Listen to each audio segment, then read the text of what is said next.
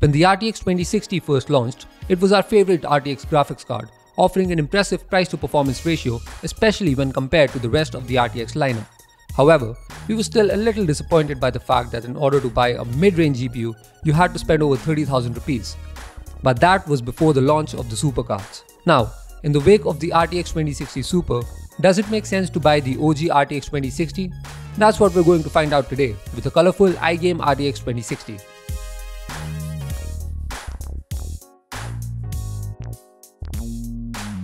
The colorful RTX 2060 is a beefy card with a big heatsink and a triple cooler design.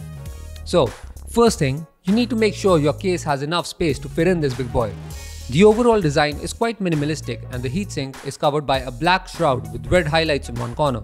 The iGame logo has RGB lighting with various effects and color options, so it's perfect if you're going for simple aesthetics while still showing off some bling. Talking about tech specs, the colorful RTX 2060 has 1920 CUDA cores and a boost clock speed of 1680 MHz, but the card comes with a handy one-click OC ability that provides a 75 MHz pump at the click of a button, taking the boost speed to 1755 MHz.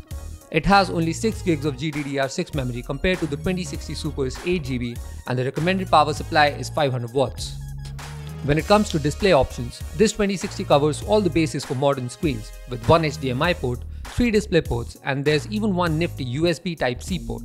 With that covered, let's talk about the actual performance. We loved the original RTX 2060's performance when it launched, and that hasn't changed with this. The colorful RTX 2060 is more than substantial for 1080p gaming at ultra settings, and in a lot of cases, it'll even do 1440p at a smooth 60 FPS.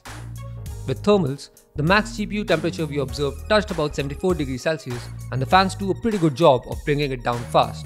Now, most of the stuff about the 2060 are things we already know, but here's the good part. The colorful RTX 2060 is available right now for about 28,000 rupees, and that makes it highly lucrative. Especially when you consider that the average price point for the 1660 Ti is between 22 to 25,000 and that 2060 Super starts at about 32,000 rupees. With that in mind, the 2060 can now truly be considered a mid-range option, offering solid performance at a great price point. Let's face it, the entry barrier to a ray tracing experience has gone down thanks to the Super cards, and the 2060 can offer serviceable entry-level ray tracing performance on a budget.